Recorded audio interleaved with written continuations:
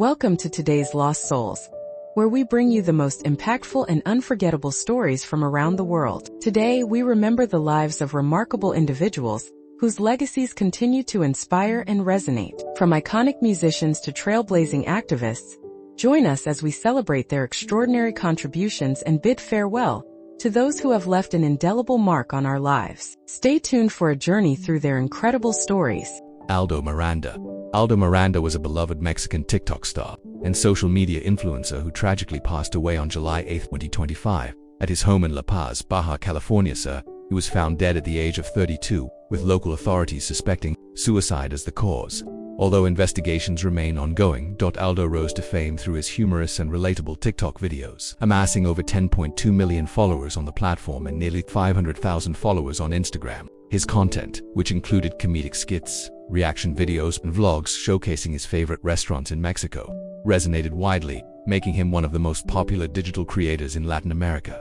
Beyond his online presence, Aldo also worked as a teacher with Mexico's Ministry of Public Education, balancing his passion for education and entertainment. His management team, the Albi Group, expressed deep sorrow over his sudden passing, highlighting the silent internal struggles Aldo faced. They shared a heartfelt tribute emphasizing the importance of mental health awareness, stating, "Sometimes the internal battles are silent, and we fail to see everything someone carries inside." Aldo decided to leave early, and though that hurts deeply, I want to remember him with the love, light, and joy he left in us. Aldo's death has sparked an outpouring of grief from fans and fellow creators worldwide, many of whom have used the moment to raise awareness about mental health challenges. His story serves as a poignant reminder of the unseen battles many face, regardless of outward success and popularity. Support resources and helplines have been highlighted in the wake of his passing to encourage those struggling to seek help.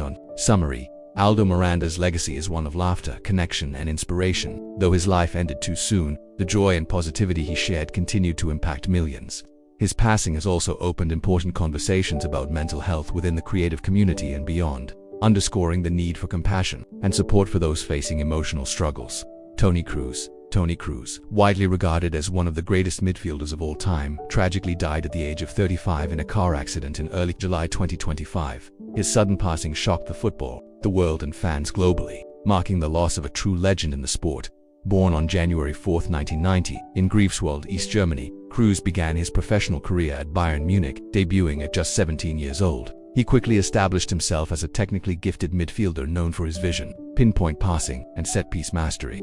After a successful loan spell at Bayer Leverkusen, he returned to Bayern and won multiple Bundesliga titles, a UEFA Champions League trophy, and domestic cups. In 2014, Kroos transferred to Real Madrid for €25 million, where he became a central figure in one of the most dominant club eras in football history. During his time at Real Madrid, Kroos won 4 La Liga titles and 5 UEFA Champions League trophies, including an unprecedented 3 consecutive Champions League wins from 2016 to 2018. His ability to control the tempo of the game and deliver precise passes earned him numerous individual accolades, including multiple selections to the FIFA FIFPro World 11 and UEFA Team of the Year. He was also named German Footballer of the Year twice, in 2018 and 2024. On the international stage, Kroos earned 114 caps for Germany, helping his country win the 2014 FIFA World Cup, where he was a top assister and included in the tournament's All-Star and Dream Teams. He also played in 7 major tournaments, including UEFA Euro 2016 and Euro 2024, having come out of international retirement to represent Germany in their home tournament. Kroos was admired not only for his footballing intelligence but also for his professionalism and calm demeanor on and off the pitch. His retirement from professional football in 2024 was met with widespread respect and tributes from teammates, coaches, and fans alike. The news of his death in a car accident has left the football community mourning deeply. Tributes poured in from Real Madrid, Bayern Munich, the German national team, and football fans worldwide, remembering Kroos as a legend who defined an era with his exceptional skill and dedication. Toni Kroos' legacy transcends trophies and records. He inspired a generation of players and fans with his artistry in midfield and sportsmanship. His untimely passing is a somber reminder of life's fragility and the profound impact one individual can have on the world of sport.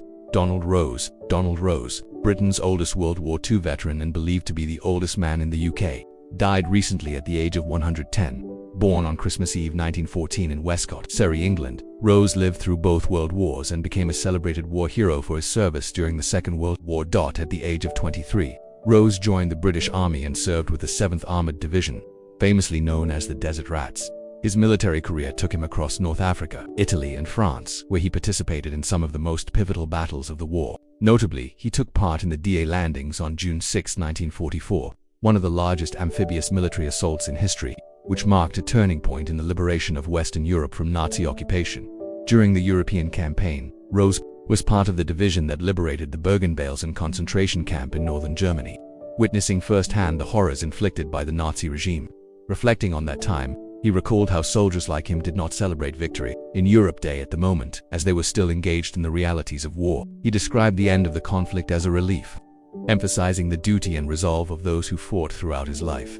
Rose received numerous honors for his bravery and service, including France's highest military decoration, the Legion d'Honneur. In May 2025, just months before his passing, he was honored with the freedom of the borough of Airwash in Derbyshire, where he resided. The local council leader, James Dawson, paid tribute to him as a war hero and expressed condolences to his family, noting the borough's privilege in counting him as a resident.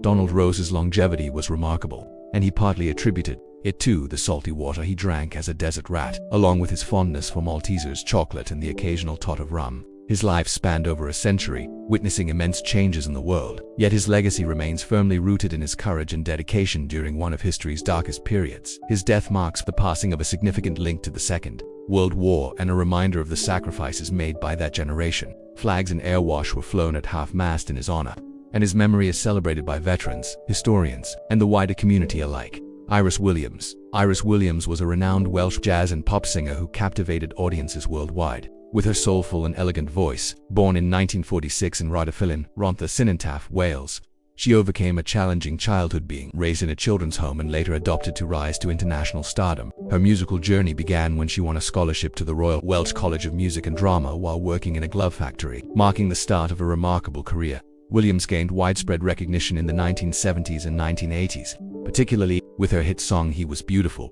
a poignant ballad that became a top 20 UK hit. She also won the prestigious Welsh language talent competition Can I Gymru a Song for Wales in 1974 with the song I Gael Simran Jimru Rid for a Free Wales. Her distinctive jazz style, described as vivacious and elegant with a twinkle in her eye, made her a beloved figure in both Welsh and international music circles.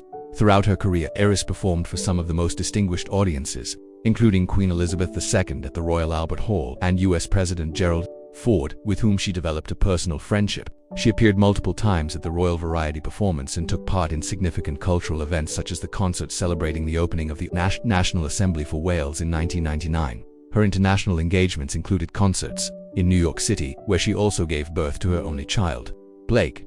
In recognition of her contributions to music and culture, Iris Williams was awarded the Order of the British Empire (OBE) in 2004 and was admitted to the Gorst of Bards at the National Eisteddfod in 2006. Her legacy is marked by her ability to blend jazz, pop, and Welsh language songs, touching the hearts of many with her storytelling through music.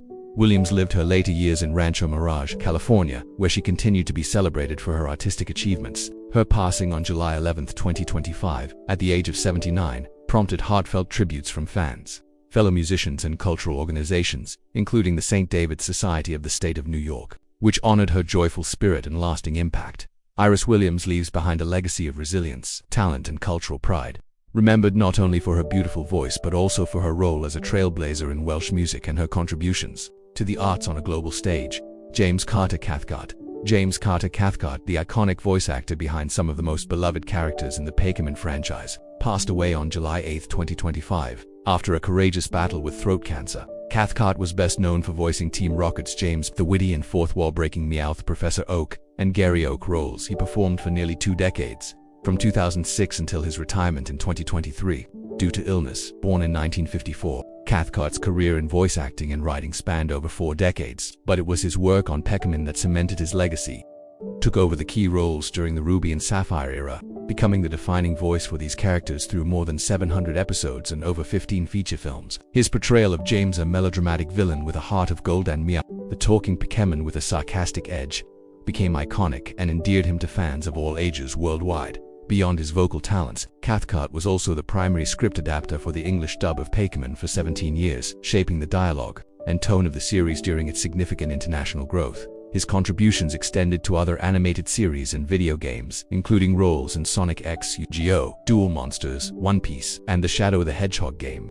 Showcasing his versatility and creativity, Cathcart was diagnosed with throat cancer in 2023, which led to his retirement from voice acting after completing work on the final episodes of Peckerman's Ultimate Journeys. Despite aggressive treatment, the cancer ultimately took his life. His wife, Martha Jacoby, shared the news of his peaceful passing at Calvary Hospital in New York City, expressing gratitude for the support from fans and the community. The community and fellow voice actors mourned his loss deeply. Erica Schroeder, a fellow Peckerman voice actor, described Cathcart as one of the most joyful, exuberant, kind-hearted and talented souls, highlighting his warmth and generosity.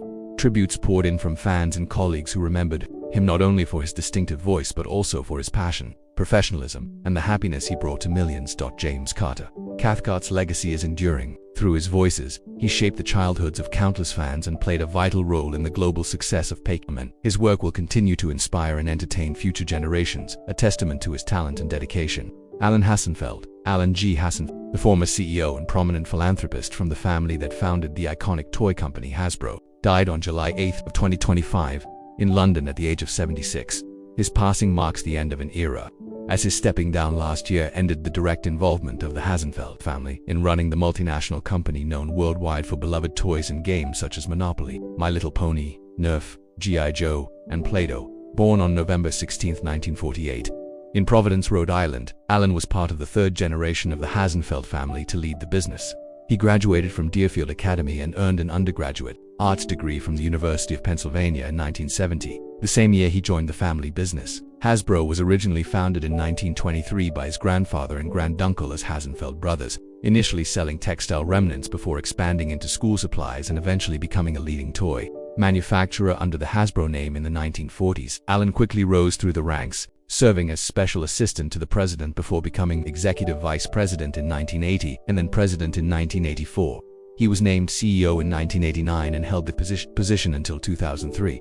During his tenure, he was instrumental in diversifying Hasbro's portfolio and expanding its international operations. He also championed corporate activism focused on children's welfare, philanthropy, and community engagement, which became a hallmark of his leadership style.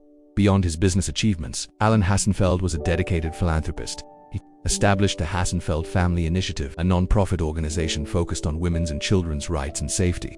His generosity funded several educational and health institutions, including the Hassenfeld Family Innovation Center at Brandeis University and the Hassenfeld Child Health Innovation Institute at Brown University. He was inducted into the Toy Industry Hall of Fame in 1996, recognizing his lasting impact on the industry. Colleagues and community leaders remember Alan as a compassionate and imaginative leader whose commitment to improving the lives of children extended far beyond the toy aisle. Hasbro's current CEO, Chris Cox, praised him as the guiding force behind Hasbro, whose legacy of philanthropy and innovation will continue to inspire. Alan Hassenfeld's death is mourned by the toy industry, philanthropic circles, and the many communities touched by his work. Flags were lowered in his honor, and tributes highlighted his lifelong dedication to bringing joy and opportunity to children around the world. Carol Burnett, born in San Antonio, Texas on April 26, 1933, Carol Crichton Burnett entered the world amid hardship yet buoyed by an early spark of imagination. Her parents, Joseph, a movie theater manager, and A.A. Louise, an aspiring publicity writer, wrestled with alcoholism that fractured both stability and finances. When their marriage crumbled, toddler Carol was carried cross-country to a dim Hollywood boarding house, a place where dreamers parked suitcases beside peeling paint. In that crowded courtyard, she improvised sketch routines between laundry lines, turning clothespins into spectators. Even when coins were scarce, stories were plentiful, and young Carol learned that laughter cost nothing but could purchase a moment of hope amid rationed books and second-hand shoes. Her grandmother, Mabel White, pressed play on Carol's creativity by gifting a dime store notebook and saying, "Dream big and write it down." Those scribbled fantasies of imaginary vaudevillians became seedlings of a groundbreaking brand of sketch comedy. Life inside the dingy Los Angeles apartment shared with her beloved nanny was lit by a small radio and a larger imagination. Carol and the other neighborhood kids lacked toys, so she marshaled them into living room melodramas, assigning parts, coaching reactions, and punctuating the action with jokes borrowed from Jack Benny broadcasts. The local library became her sanctuary. She devoured every script and memoir on its dusty shelves, copying dialogue into that notebook to study cadence and punchlines. Though only a grade schooler, she sensed that rhythms of language could twist sorrow into laughter, a lesson she would weaponize on stage. Yet outside their door, poverty whispered constant reminders: unpaid rent, thin blankets, the clink of bottles in the hallway. Carol steadied her heart by planning nightly performances for her grandmother, transforming a cracked mirror into a proscenium arched dot with each impromptu bow. She discovered the addictive warmth of applause, even if it came from a single pair of arthritic hands. At Hollywood High School, Carol's quick wit at first served as camouflage. She cracked jokes to deflect attention from threadbare dresses. A perceptive drama teacher, Mr. WNO, saw beyond the humor to her hunger for expression and pushed her onto the auditorium stage. In student reviews, she mastered physical comedy, rubbery facial contortions, pratfalls timed to gasps, voices that ricocheted from prim librarian to gruff cowpoke, skills that foreshadowed her later gallery of characters. Winning the funniest person trophy ignited a confidence formerly hidden behind locker doors. Tuition for further training loomed like a closed curtain. So she ushered at the Warner Theater, studying audience reactions frame by frame and absorbing comedic beats faster than any textbook could teach. Those teenage nights among newsreels and noir offered an informal masterclass in pacing, pausely timed pause. Graduating in 1951, Burnett claimed a scholarship to UCLA's theater arts program, a slender lifeline she grabbed with shaky gratitude. On campus, she inhaled courses on Greek tragedy by day while packing wisecracks into dorm bull sessions by night.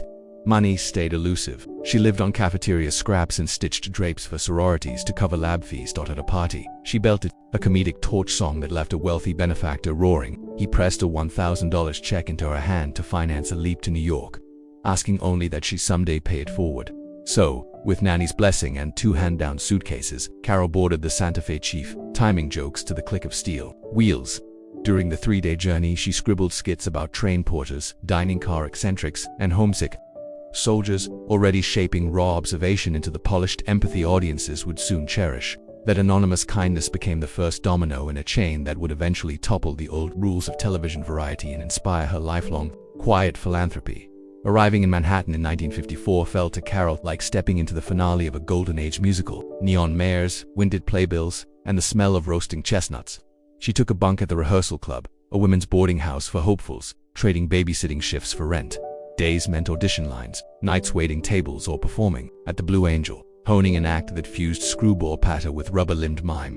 A cameo on the Paul Winchell showcased her elastic timing and Texas twang, and soon casting agents whispered her name along West 46th Street. She landed a role on the sitcom Stanley opposite Buddy Hackett, earning $175 a week, enough to mail Nanny a new overcoat, although the route ahead stayed foggy. The girl from that Hollywood courtyard had swapped clothespin audiences for the promise of Broadway footlights, proving that when opportunity won't knock, you carve a new door. She closed each letter home with one line: "Someday you'll see my name in lights and we'll laugh together." Landing on Broadway in 1959, Brunette broke through with the musical comedy Once Upon a Mattress, an offbeat spin on the fairy tale that let her fuse rubber-limbed slapstick with earnest melody. Audiences embraced the lanky ingenue who could tumble into a pratfall one moment and belt a torch song the next. Critics hailed her perfect timing, and the surprise hit moved from the off-Broadway Phoenix Theater to the Alvin, netting a Tony nomination and sudden industry cash. Between shows, she dissected choreography charts and lighting cues, treating the production like a masterclass in stage mechanics. She penciled notes about laugh cycle peaks directly onto a battered program, data that would later shape television. Sketches when the 244 performance run finally dropped its curtain. She had morphed from scholarship student to bankable star, her name whispered by network scouts eager for a fresh variety host. The run also paired her with designer Bob Mackie, a partnership set to redefine TV fashion. CBS first tested Burnett's versatility on The Gary Moore Show, hiring her in 1959 as a resident comic sprite. Week after week, she shape-shifted into gum-snapping waitresses, vain starlets, and rubber-necked tourists, singing spoofed show tunes in split-second harmony. Producers tracked her rehearsal rigor, each gesture mapped, each punchline timed just after the brass sting. By season's end, she had driven Nielsen spikes and captured an Emmy in 1962 for outstanding performance in a variety series. More vital was the education. She studied Moore's relaxed rapport with viewers, noting how one wink erased the lens and built living room intimacy. The show birthed her Tarzan yell, an improvised shriek that would echo from dormitories to presidential galas. When CBS greenlit a solo special in 1963, executives joked, "Carol doesn't break the fourth wall. She invites it to dance." The lesson: comedy thrives when performer and audience share oxygen. In 1967, Burnett invoked a CBS contract clause for her own variety series, defying bosses wary of a female headliner. The Carol Burnett Show launched September 11th, mixing musical parody, sketch satire, and live audience Q&A. She enlisted quick change virtuosos: Harvey Korman, Vicki Lawrence, Lyle Wagner, later Tim Conway, while Bob Mackie dressed them in feathers and playful nonsense. Fans met Mrs. Wiggins on tottering heels, on Eunice yelling at Mama, and the quiet charwoman sweeping confetti before flashing that gap-toothed grin. Behind the chaos lay grinding table reads, rewrite marathons and dance drills, finishing with calves. Packed in ice, Burnett filmed first takes to bottle raw laughter, betting spontaneity would outshine polish. She ended each show with an ear tug, "I love you, Nanny," and ratings soon topped veteran programs. Proving sketch comedy thrived in living color and confirming her command of POS and pratfall alike. Decades on, critics call it the gold standard of ensemble variety.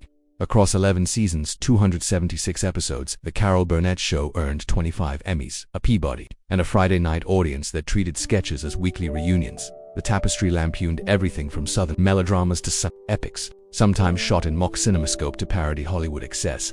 Writers birthed running gags, soap spoof as the stomach turns, Conway's elephant monologue, and slow-motion melees, memes before memes. Guest stars from Julie Andrews to Flip Wilson trusted Burnett to elevate rather than eclipse.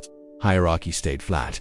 A prop handler could pitch a joke, a dancer could veto blocking, and Burnett called that democracy her secret engine. When the show bowed in March 1978, news anchors labeled it the end of an era.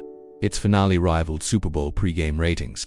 Asked to summarize the run, Burnett quipped, "Comedy evolves, but laughter shared in real time never goes out of style." Today, media arts programs dissected scripts as blueprints for troupe chemistry. After the series ended, Burnett shifted gears without losing momentum. She stole scenes as Miss Hannigan in the 1982 film Annie, then showcased gentler notes in the 4 seasons and Noises Off. Television kept her in rotation. Mama's Family grew from a sketch. Mad About You earned her another Emmy, and guest arcs on SVU affirmed her dramatic prowess.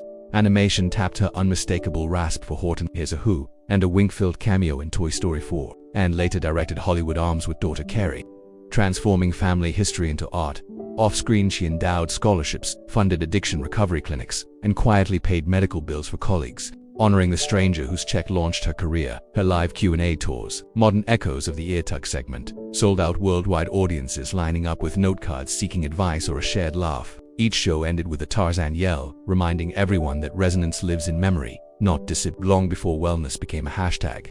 Carol understood that comedy could batter the body as brutally as any contact sport. 11 seasons of falls meant bruised knees, a ruptured eardrum from one ill-timed tumble, and chronic lower back spasms triggered whenever a sketch demanded her trademark sideways splits. She treated mundatable reads like physical therapy triage, stretching, hamstrings backstage while directors blocked choreography around ice packs. Even the famous Tarzan yell extracted attacks. He once popped a small blood vessel in her throat during a USO tour and performed the next night in a whispered register, proving the maxim that the show must not only go on but occasionally crawl. Years later, she admitted that the greatest hazard lay not in the falls but in the adrenaline rush that followed them, an addictive jolt that masked pain until after the curtain dropped. Her regimen became equal parts rehearsal and recovery with massage, and a stubborn refusal to surrender longevity to slapstick. Vocal strain surfaced as her most precarious professional threat. Between rehearsals, she sipped a slurry of honey, lemon, and warm water, a concoction prescribed by an old vaudevillian who swore it could coat chords like velvet. In 1971, specialists confirmed she'd developed nodules from sustained belting. An elective microsurgery loomed. Terrified of losing the elastic range that powered her spoofs, she postponed until hiatus, then underwent a delicate laser procedure, followed by 6 weeks of enforced silence taught to communicate. She scribbled jokes on index cards, discovering that humor survives even when sound does not. This surgery proved successful, restoring her upper register, but teaching her to meet her projection and schedule vocal rest as religiously as costume fittings ever after. She insisted writers design sketches with alternating vocal demands, so no character belted for 2 consecutive acts. A preventative strategy that quietly influenced industry standards for variety show pacing. Carol's most formative health battle, however, unfolded beyond her own body. Eldest daughter Carrie, exuberant and headstrong, fell into substance abuse during her late teens, mirroring the generational shadow Carol had long feared. Mother and daughter marched through the searing maze of rehabilitation clinics, relapse scares, and late-night phone calls from emergency rooms. When Carrie emerged sober, she and Carol co-thought the play Hollywood Arms, transmuting pain into narrative catharsis. The bond forged in those crucibles would later stiffen their spines when Carrie was diagnosed with lung cancer in 2001. To her brain within months, Carol camped next to hospital bedsides, clutching scripts for distraction while oncology monitors beeped arrhythmically. On January 20, 2002, Carrie passed at 38, and grief carved a fissure no footlight could fill. Carol redirected anguish into activism, funding addiction recovery scholarships, and spearheading lung cancer research galas determined that her personal wounds fertilize wider healing. loss revisited in gentler yet no less poignant forms. The 1991 death of her beloved nanny at 93, Jo Hamilton's passing from cancer in 1991 after their amicable divorce, and the 2019 departure of longtime cohort Tim Conway. Each farewell reopened earlier aches, but also underscored a philosophy she voiced often: if you can laugh, you're still alive. If you can help someone else laugh, you're keeping them alive. She processed sorrow by stepping onto stages where shared chuckles became miniature memorials. At memorial services, she favored quiet anecdotes over public oratory, believing a whispered memory could resonate louder than amplified lament. Therapy sessions and a decade-or-so-long journal habit helped her navigate survivor's guilt, while mindfulness walks through Santa Barbara's eucalyptus groves provided daily resets. The woman who once survived on cafeteria scraps now treated emotional hygiene with the same rigorous vocal warm-ups. Presently in her 9th decade, Burnett projects vitality that belies silver hair and a gait slowed only slightly by arthritic hips. She credits morning Tai Chi Mediterranean meals and what she calls gratitude reps, listing 3 joys before breakfast. Recent checkups reveal managed hypertension and a pacemaker, implanted in 2016 after sporadic arrhythmia. Not a dramatic scare, she jokes, just my heart demanding better stage direction. She continues annual physicals at Cedars-Sinai, participates in cognitive fitness studies at UCLA, and maintains an unbroken vaccination record, citing her one-era memory of polio wards as motivation. Friends tease that her true fountain of youth is the laughter echoing from every theater she visits. Cardiologists note that mirth indeed lowers cortisol, but Carol replies, try running a show on it. Laughter's cheaper than steroids and twice as motivating. With health guarded yet flexible, she remains primed for new projects and spontaneous encore yells when audiences least expect them. Today, Carol Burnett resides in Montecito, California, balancing seaside serenity with a schedule few nonagenarians could match. After celebrating her milestone birthday in 2023 with the NBC special Carol Burnett, 90 Years of Laughter Love, she reignited public fascination, reminding multiple generations that her comedic North Star still shines. Her mornings begin before sunrise with Tai Chi on a patio overlooking the Pacific, followed by oatmeal sweetened only with blueberries. She jokes that sugar steals punchline precision. By 8, she's in her home office shuffling between memoir drafts, script notes for producers courting her cameo, and Zoom rehearsals for an upcoming limited series on Apple TV+. Industry insiders marvel at her stamina. She tracks dialogue beats on color-coded index cards, then FaceTimes co-stars to finesse timing. Lunch is often a grilled veggie wrap scarfed down en route to the local recording booth where Pixar occasionally taps her for secret projects. Confidentiality agreements prevent specifics, but engineers swear her vocal elasticity remains studio-grade. In the late afternoon, she mentors emerging comics via the Television Academy's education initiative, critiquing student sketches with surgeon-level precision, praising setups, trimming excess, always advocating empathy as humor's core engine. She still pays forward that anonymous 1,000 loan by underwriting scholarships at UCLA's School of Theater, Film and Television. Recipients receive personal letters reminding them to dream bigger than your budget. Twice a week, she hosts salons in her living room, gathering writers, stand-ups, and TikTok creators to dissect joke cadence across platforms. Smartphones share table space with well-worn S.J. Perlman anthologies. Evenings find her driving, a meticulous act she refuses to relinquish, to a modest rehearsal hall where she and husband Brian Miller, a drummer 23 years her junior, host informal jam sessions that morph into impromptu variety numbers. The couple's creative chemistry forged over 2 decades underscores her belief that rhythm and comedy spring from the same heartbeat, health-conscious yet indulgent in moderation. Carol's nightly routine features a single square of dark chocolate and a chapter of Dickens read aloud. Vocal cadence practice, she explains, also lulls her to sleep.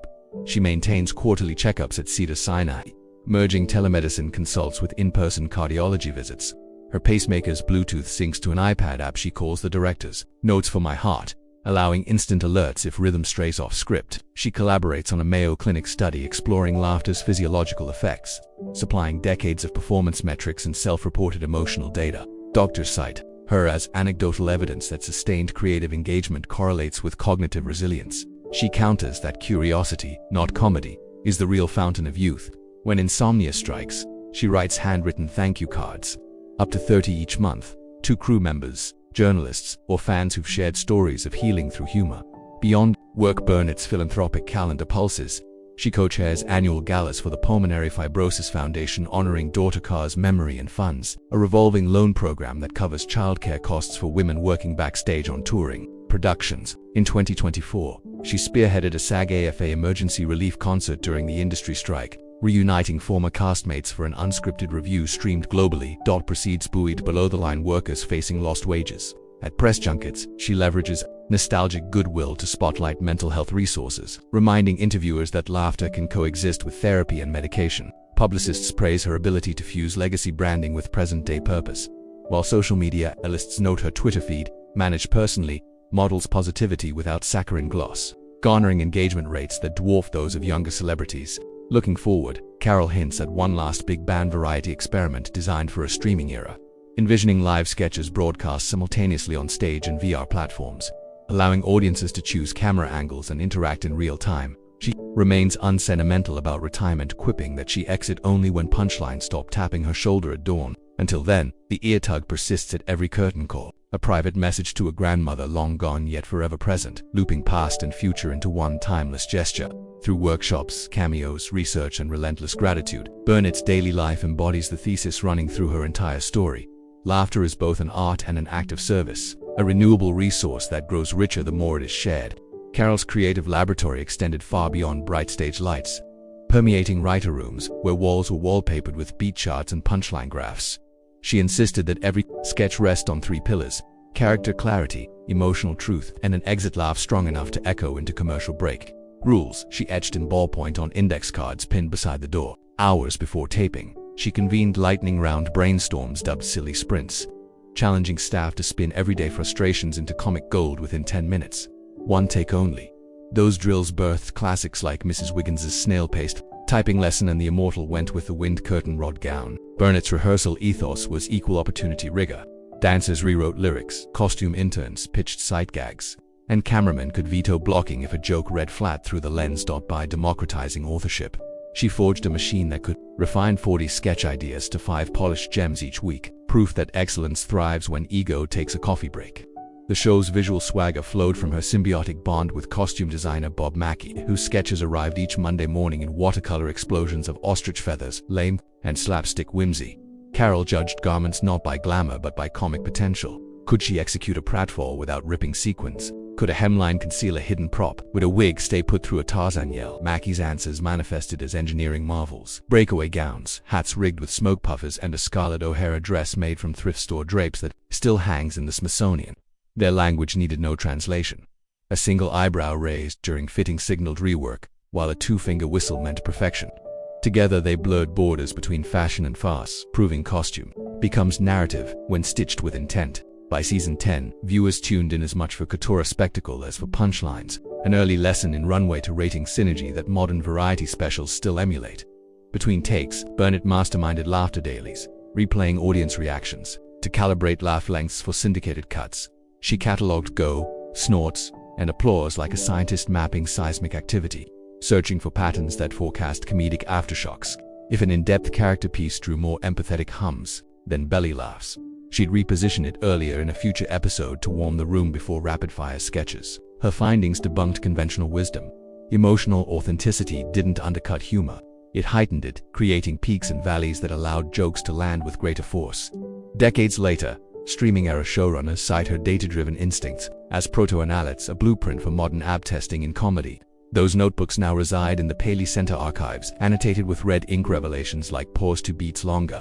Audience still laughing, trust the silence. Through meticulous study, she codified intuition into transferable craft. Off-camera, Carol sustained the engine with Thursday night morale dinners, booking a private room at Lucy's Elobe to celebrate crew birthdays, promote tech assistants to impromptu Toastmasters, and encourage cross-department mischief that built familial glue. Her standing challenge, 1 joke per taco, kept banter spicy and boundaries porous. When budget constraints loomed, she voluntarily trimmed her salary so no dancer missed a paycheck, a gesture that fostered loyalty fierce enough to make exit interviews irrelevant.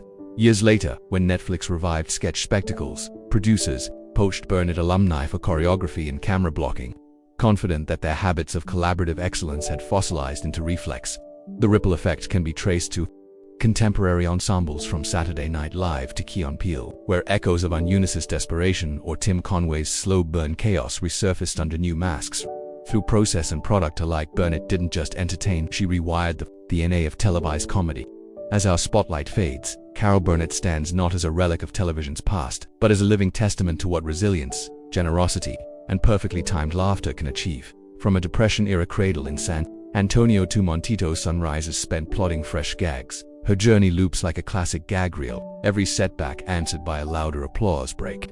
She showed that sketch comedy could widen hearts as well as mouths, that empathy can hit harder than any punchline, and that a single ear tug can tether generations across decades. Her legacy is measured in awards, yes, but more truly in the countless creators she mentored, the soldiers she entertained, the addicts she championed, and the living room echoes of an audience still quoting "Went with the Wind" at family dinners.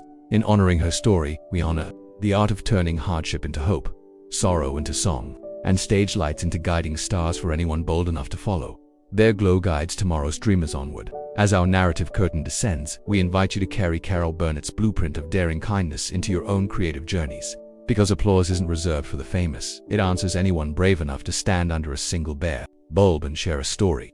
If this chronicle brightened your day, consider giving the video a thumbs up and adding your favorite Burnett sketch in the comments. Your memories help preserve a cultural scrapbook that no archive can fully capture. And if you crave more deep dive tributes crafted for maximum retention, make sure to subscribe so you never miss a spotlight on the legends shaping our collective laughter.